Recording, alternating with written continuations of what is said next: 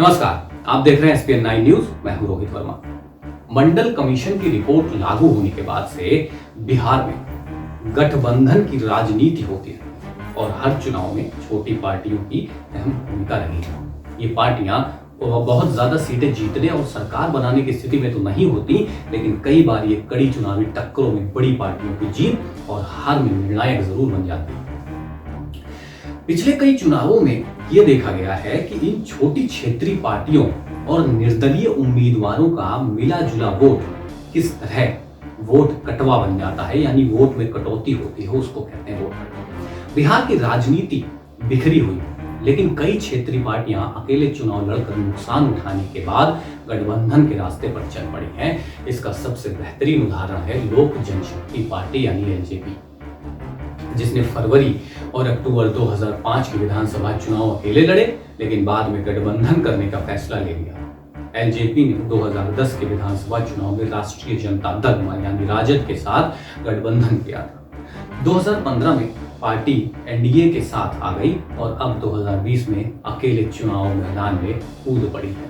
ऐसे और भी दल जैसे उपेंद्र कुशवाहा की आरएलएसपी, जीतन राम मांझी की हिंदुस्तान आवाम मोर्चा, मुकेश सहनी की विकासशील इंसान पार्टी, जिन्होंने चुनाव दर चुनाव गठबंधन बदले हैं। इन पार्टियों को लेकर ज्यादा चर्चा नहीं होती, क्योंकि ये बड़ी पार्टियों के गठबंधन में शामिल हो जाती हैं या आपस में ही गठबंधन बना लेती हैं। बिहार में ऐसी भी कई पार्टियां हैं जिनका दूसरे राज्यों में तो बड़ा आधार है, लेकिन यहाँ पर खास कमाल नहीं दिखा पाती, लेकिन ये भी वोट कटवा जरूर बन जाती है। उत्तर प्रदेश में दो बड़े क्षेत्रीय दल हैं, बहुजन समाज पार्टी और समाजवादी पार्टी बिहार में महत्वपूर्ण वोट कटवा मानी जाती है।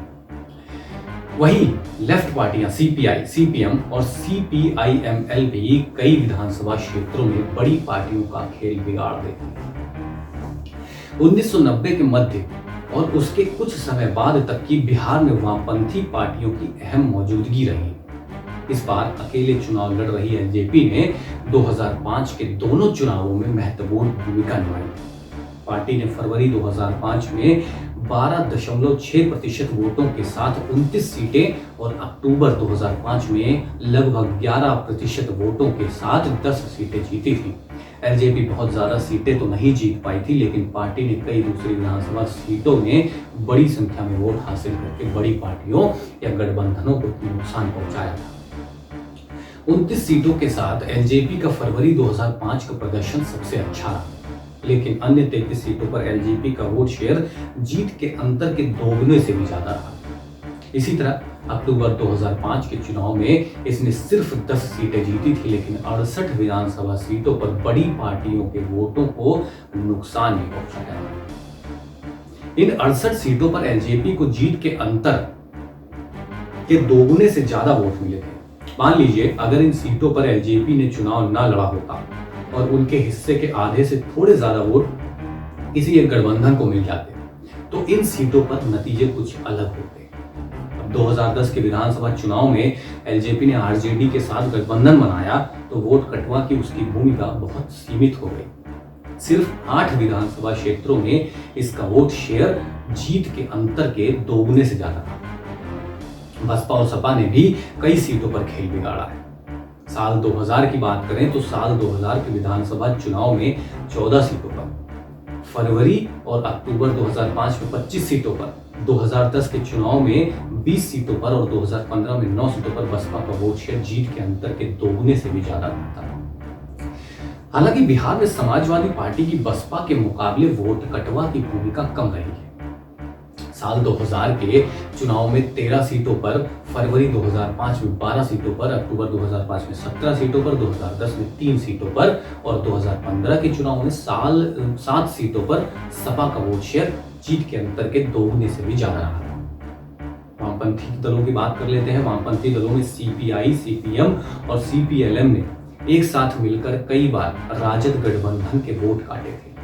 वामपंथी दलों ने साल 2000 के चुनावों में 39 सीटों पर, फरवरी 2005 में 13 सीटों पर, अक्टूबर 2005 में 18 सीटों पर, 2010 में 23 सीटों पर और 2015 में 14 सीटों पर राजद गठबंधन का खेल बिगाड़ा है।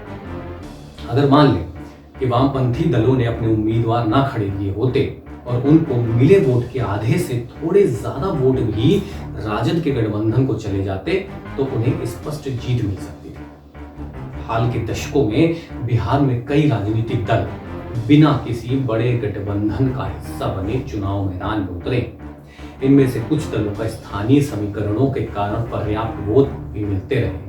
कई विधानसभा क्षेत्रों में इन्होंने बड़े गठबंधनों का चुनावी समीकरण भी बिगाड़ा है।